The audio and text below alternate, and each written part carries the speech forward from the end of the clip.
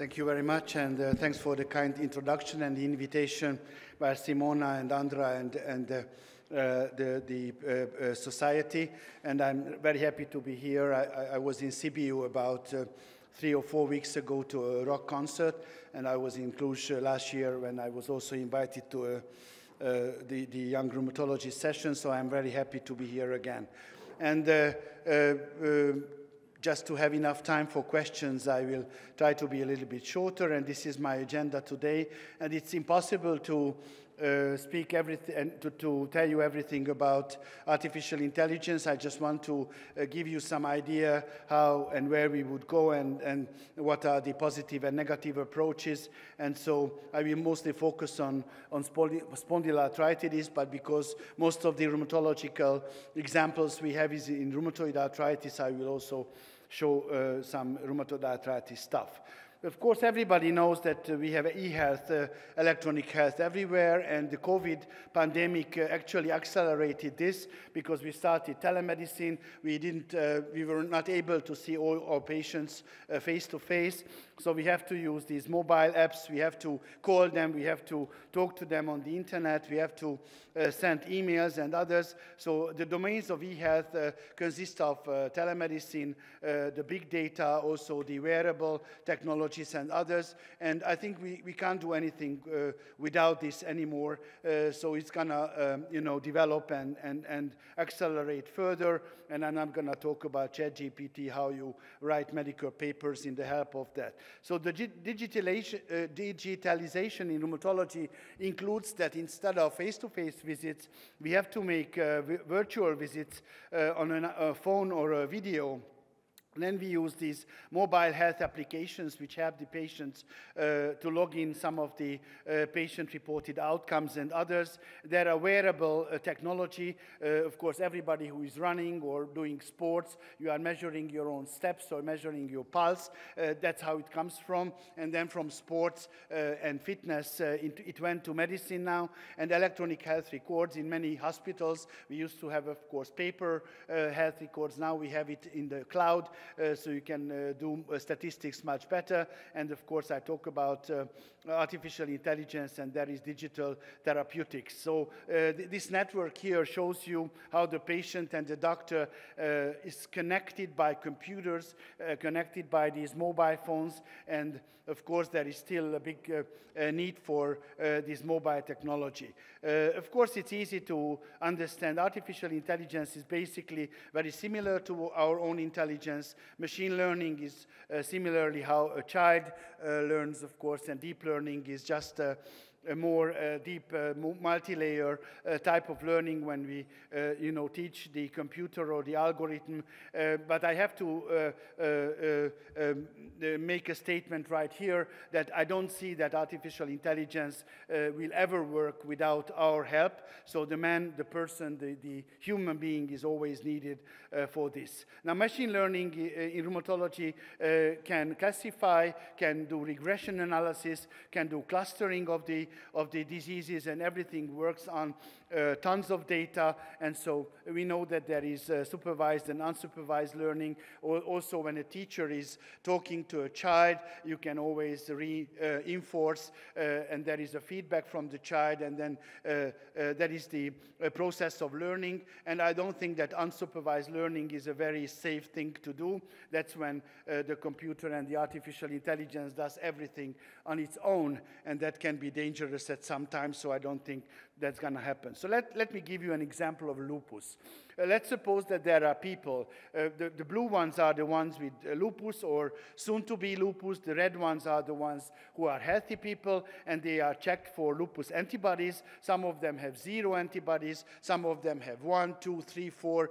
This is what is written there, 3 positive, 2 positive. And so the artificial intelligence can do classification, regression, and clustering. Classification means that based on the clinical picture, and of course the artificial intelligence will see, let's say, 100,000 lupus cases and 100,000 controls, and then after that they can differentiate and classify the patients having lupus or not having lupus. The second one is regression. The regression is about the antibody positivity. So there will be patients without antibodies and patients with 1, 2, 3, 4 antibodies, and those will further be analyzed. And finally, the clustering, the artificial intelligence or the machine can actually make 3 clusters. Those ones which have no clinical symptoms and 0 antibodies, they will be the healthy controls. Those are the red ones. Then there are the blue ones, which definitely have lupus and have antibodies. These two are easy to understand. But there is always a group in the middle. And those are the ones who might have some lupus symptoms, and they either have antibody or they don't have antibody, and there is a mixed population. So these are the 3 clusters. Now, next time, the machine will learn, and they can also differentiate the middle cluster to either healthy or lupus, and that's going to help us in the diagnosis. Of course, again, it has to be done by the supervision of the doctor, and it's not done by the patient, because Dr. Google, which the patient are using, is not a good idea to do this, but we can use this kind of clustering. The artificial neural networks are like the brain. It's an artificial brain. What do we do with our brain? We get input, we actually process this input, and we do an output. So I now talk to you after reading. But then, if you ask questions, this is basically a backpropagation. So I want your opinion. So next time I'm here and you invite me, I will give you a better talk. Because now Andra can tell me, Zoltan, please don't do this, and then next time I will do it better. So it's a two-way thing. You have an input, you have a processing, you have an output, but then after the output, you need a backpropagation. If you don't do this and you don't implicate the error signals into your learning, then you will have a misinterpretation, a wrong decision, and probably you will classify your lupus patient as myositis, and it's not a good idea. Of course, these artificial networks never work 100%, so you always have to be critical. And finally, the big data. The big data, we have big data everywhere, millions of data, internet. Of course, we have the Facebook, and you have to find some kind of sort out among the big data, and this cannot be done by the human brain, so you definitely need now the artificial intelligence to sort out these million things. Just to show you an example, already in 2020, there were at least 6 very good mobile applications for rheumatoid arthritis.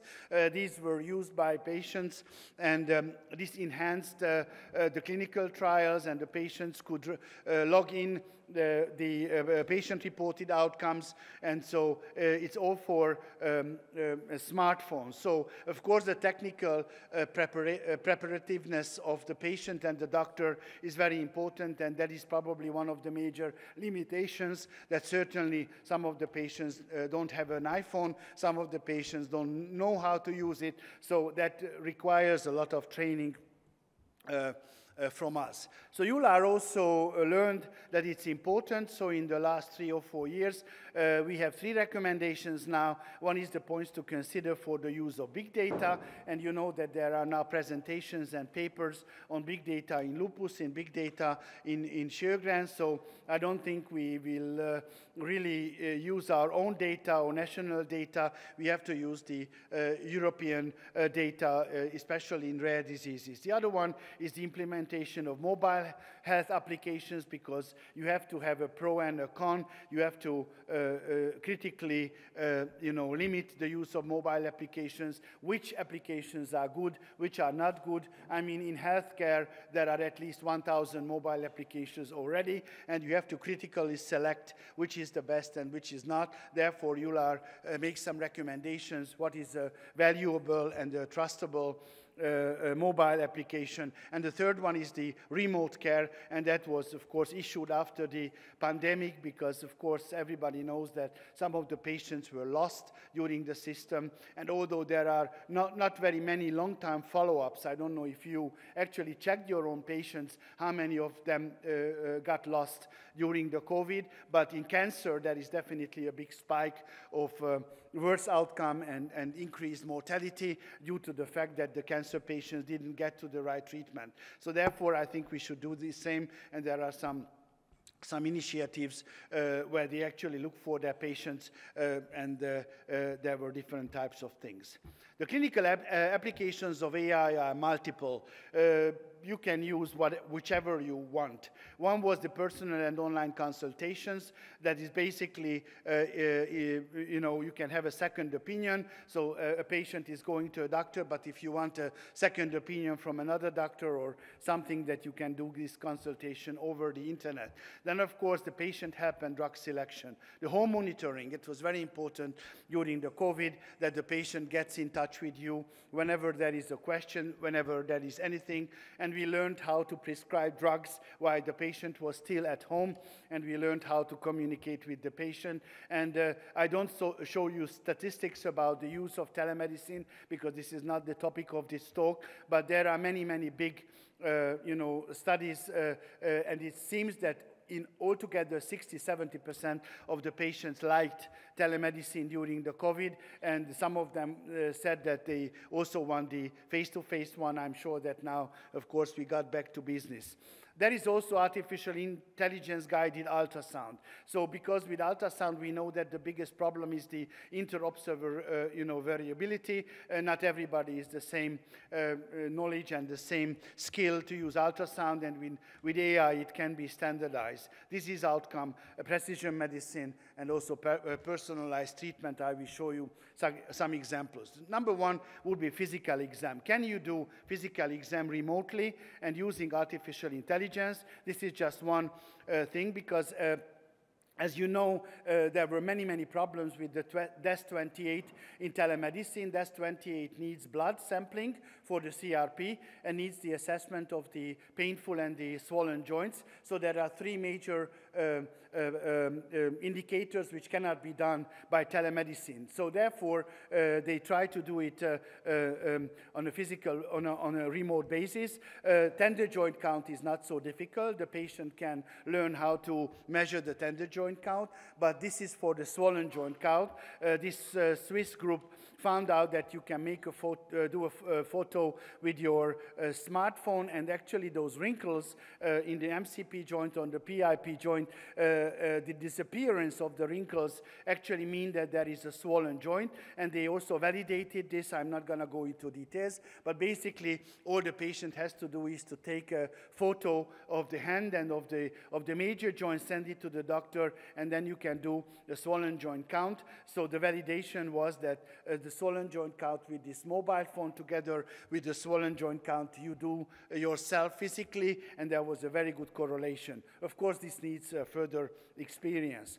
Already in sports medicine, the walking analysis was used. And of course, it was done by one patient after the other, quite separately. The artificial intelligence can be used when you have like 1,000, let's say, ankylosing spondylitis patients walking analysis report. Then the AI can be taught what is a normal walking, what is an ankylosing spondylitis-like walking, what is a knee osteoarthritis type walking, and after that, the walking analysis report can be analyzed by the computer.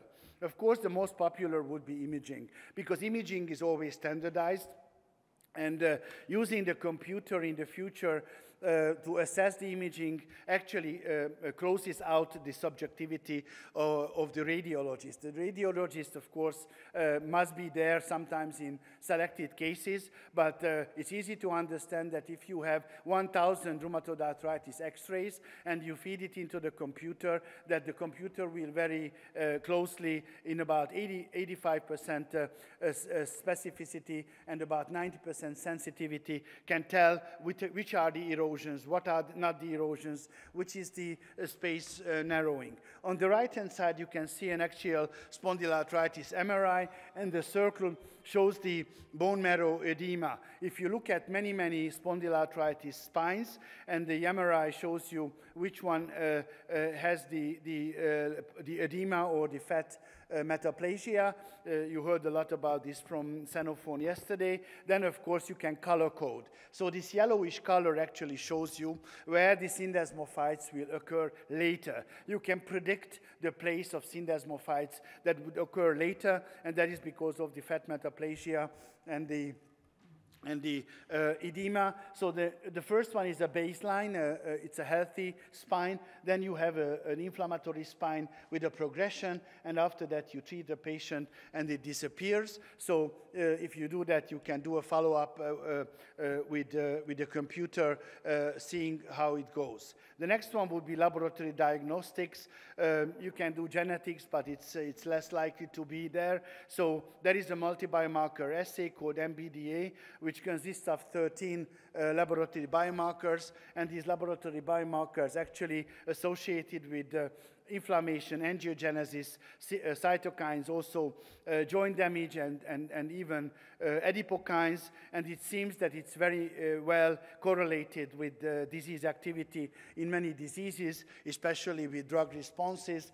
And so you can see that this can be used in personalized medicine. In some diseases, some biomarkers will go up. In other diseases, other biomarkers will go up, and you can feed it to the computer. And with the MBDA score, you can actually measure disease activity. In rheumatoid arthritis, the major question would be to use laboratory and clinical markers that distinguish RA from non-RA. And that shows you an example in the upper left half, that if you only take the rheumatoid factor, CRP, CCP, then already in a mixed population can be sorted out as RA, definitely RA patients, non-RA people, and there is also in a middle group which is undecided. That's where you need the human being to decide whether it would be RA or not.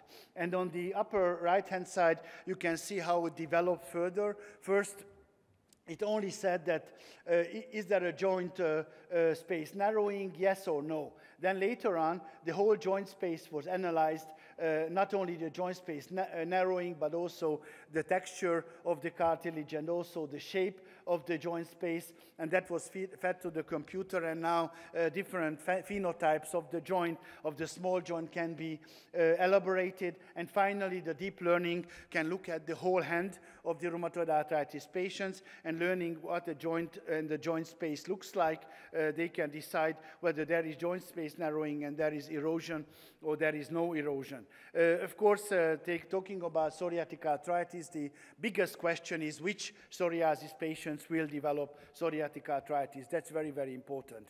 And there are many, many groups working on that. There is genetics, there are other biomarkers, and without going into much detail, the yellow one shows you those patients which has a very low risk for developing PSA. The red one on the right would be the very, very high or imminent risk to develop PSA, and there is an intermediate high risk to develop PSA. Now, because there are different risk factors to develop PSA, obesity, also inflammation, adipokines, also the imaging and others, this cannot be put together by the human brain all the time. So if we have many, many data on all these kinds of things of psoriatic patients, then we can cluster psoriatic patients into 3 clusters. One cluster is where you have a low chance to develop PSA, one where you have an intermediate chance, and one where you have a high chance to develop PSA. That would help the rheumatologist,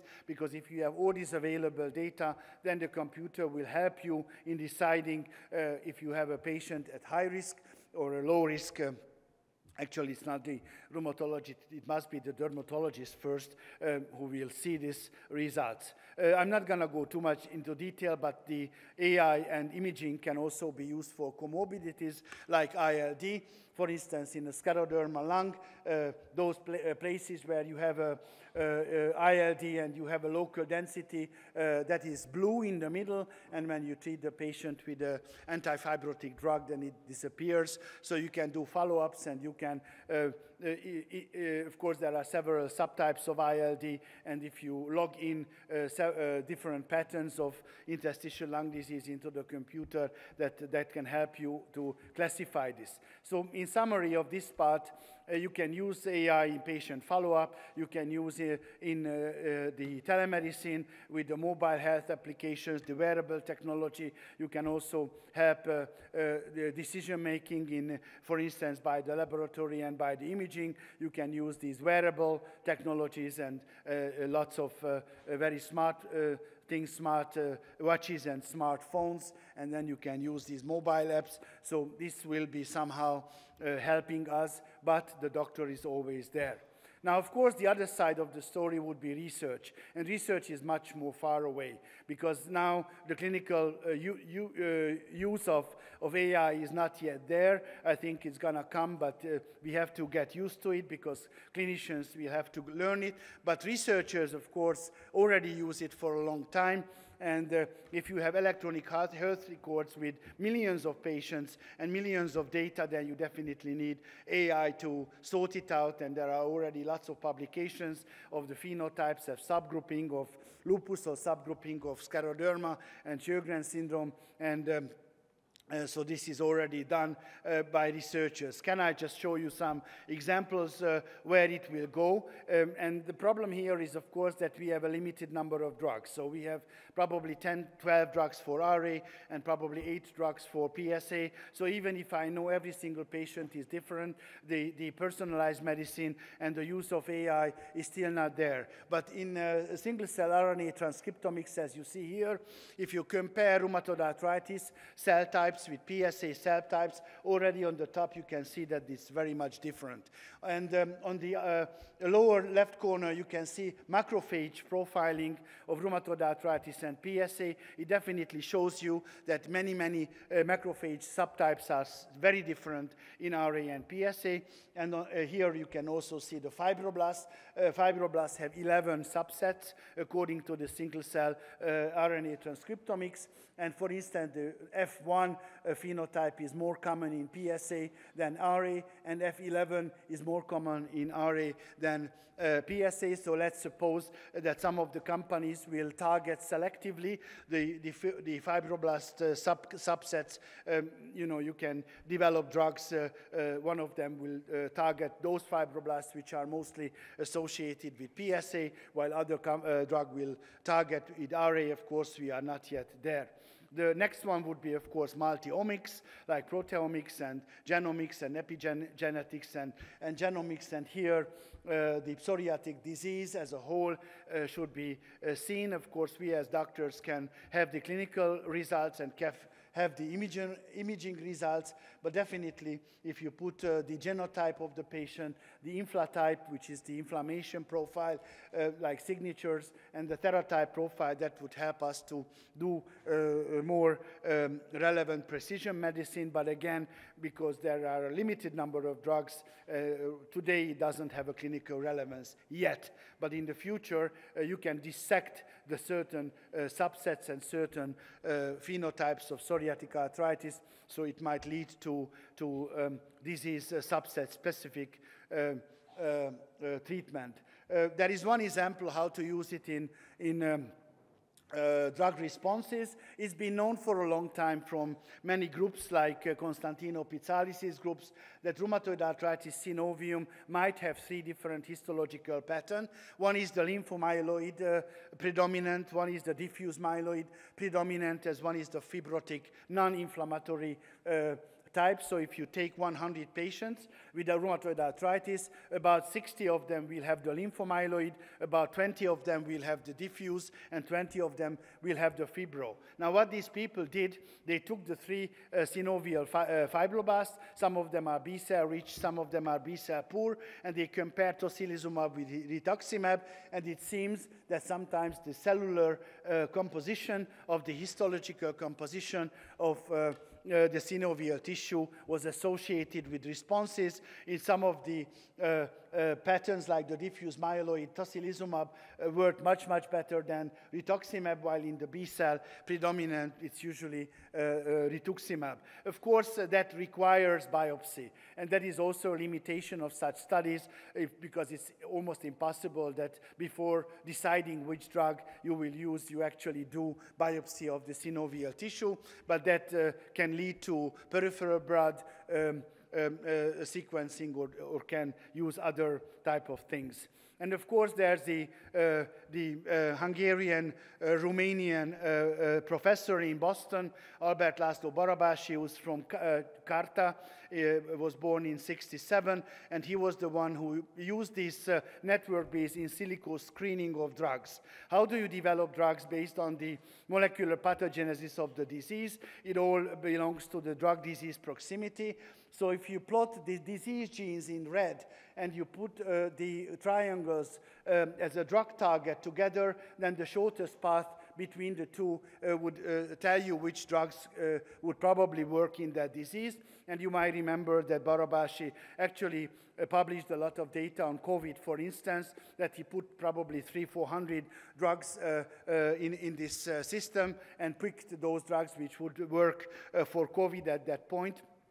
Some of them actually turned out to be effective, some of them were not, but definitely having networks of diseases and comparing networks one to the other could help you in drug development, and definitely because we have so many markers and so many molecules, drug development also requires artificial intelligence. And that is called drug repurposing. Drug repurposing means that you know that a drug works in one disease. How do you find out whether it works in other diseases or not?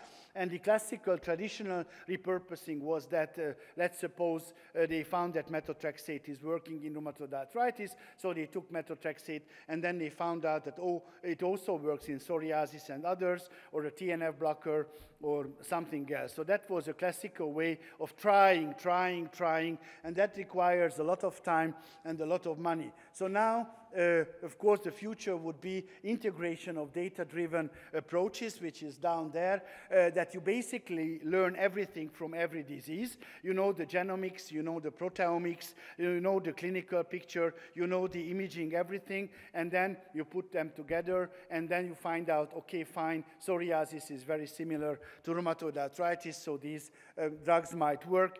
And so then you get pictures like this, that if you look at lupus, Engstpond, psoriatic arthritis, RA, or Sjögren's syndrome, there are some drugs which work in all of them, like NSAIDs or corticosteroids, but we know that there are now very specific drugs, like belimumab or anifrolumab is not so much working in RA or psoriatic arthritis, and vice versa.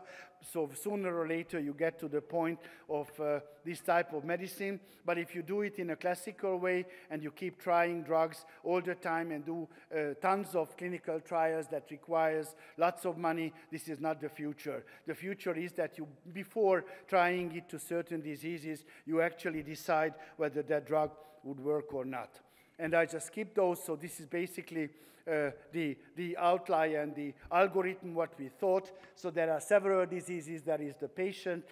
We obtain data, clinical data, genetic data, topological data, classifications, and others, and then we load it to the computer, and then we can use AI in drug discovery, identify disease markers and outcome markers, progression, and all these kinds of other things. And one final slide would be the limitations and fears. And of course, everybody saw the Schwarzenegger movies and all these that, robots will conquer the world, and that is quite scary. So we think that now we are at the green point, which is actually a general artificial intelligence, and we have to do everything not to reach the superintelligence. Superintelligence would mean that the machine is actually overtaking the leadership from the person. And that is actually not a realistic thing right now. But we have to do everything to do all of them. And I listed our fears of copyright issues, of illegal use, of biases, wrong deductions, and differential regulations in countries. These are the issues and questions we have to decide in the future. So in summary, and giving about a minute and a half for discussion, these are the algorithms which we use. And in the bottom, you can see that from the face-to-face visit only with the patient, we went to the telemedicine, and now we are going to a more complex way where we are using, all our assets and all our technologies to, help our patients and vice versa. Thank you very much. Thank you very much, Professor SZEKANECS. If there are questions in the audience, please, to ask Professor. Well, yes, Andra, please. Professor Balanescu, but I think you know her from Bucharest. Thank you very much, Zoltan, for your excellent presentation. My only advice for you for next time when you will come to us is to be as brilliant as today. Of course, you convinced us about the huge advantages and extraordinary things that are related to the use of AA in medicine. But besides the limitation that you said, maybe it was a little disproportion between the advantages and the limitations. So from your point of view, besides all this, what do you think is the most important danger and threats? Maybe the fact that our patient can become smarter than us overnight, or the fact that young doctors in the future will use their own brain less and less? I think this is a real issue, what you said, and it's already happening with Dr. Google. So even before the AI patients started to use the internet more often because they get a long appointment time. Also in Hungary, it's 4-6 weeks. So in the meantime, of course, they read everything. So by the time they come to their office, they know everything much better than you do. This is a fear. And then you take, it takes like 1 hour to convince them what is right and what is wrong. So sorting out of the knowledge, I think this is the biggest advantage and the biggest fear.